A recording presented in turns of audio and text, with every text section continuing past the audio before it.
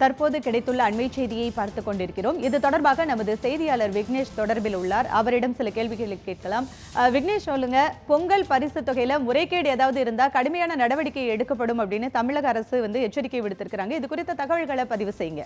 பொங்கல் பண்டிகைக்காக பரிசு தொகுப்பு மட்டுமின்றி 1000 ரூபாய் ரொக்கத் தொகை வழங்கப்படும் என தமிழக முதலமைச்சர் எடப்பாடி பழனிசாமி சட்டப்பேரவையில் அறிவித்ததை தொடர்ந்து இன்றைய தினம் அந்த திட்டத்தை தமிழக முதலமைச்சர் எடப்பாடி பழனிசாமி தலைமைச் செயலகத்தில் இருந்தபடி இன்று மாலை தொடங்கி வைத்திருக்கிறார். வரக்கூடிய 7ஆம் தேதி முதல் தமிழகம் முழுவதும் இருக்கக்கூடிய நியாய விலைக்கடைகள் மூலமாக அனைத்து குடும்ப அட்டைதாரர்களுக்கும் அந்த 1000 ரூபாய் ரொக்க பணம் வழங்கப்படும் எனவும் அறிவிக்கப்பட்டிருக்கிறது.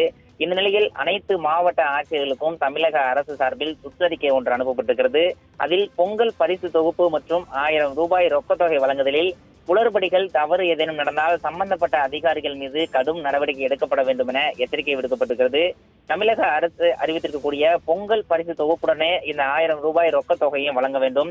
இந்த பணியை முழுவதுமாக இருக்கக்கூடிய தமிழகம் முழுவதும் இருக்கக்கூடிய அந்தந்த மாவட்ட ஆட்சியர்களே பொறுப்பேற்று இந்த பணியை சிறப்பான முறையில் செய்து முடிக்க வேண்டும் எனவும் அந்த சுற்றறிக்கையில் தகவல் தெரிவிக்கப்பட்டிருக்கிறது.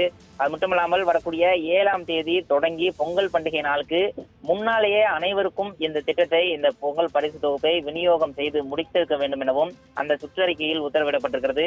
1000 ரூபாய் ரொக்கம் வழங்குவதால் அதிக அளவில் குடும்ப அட்டைதாரர்கள் வருவதை தவிர்க்க 1000 குடும்ப அட்டைதாரருக்கு மேல் இருக்கக்கூடிய நியாய விலை கடைகளில் 1 முதல் 1000 வரை இருக்கக்கூடிய குடும்ப அட்டைதாரர்களுக்கு விநியோகிக்கப்படும் முறையை அட்டை மூலமாகவோ அல்லது விழிப்புணர்வு பலகை மூலமாகவோ எழுதி ஒட்ட வைக்கப்பட்டிருக்க வேண்டும் என்ற தகவலும் அதன் மூலம் தெரிவிக்கப்பட்டிருக்கிறது.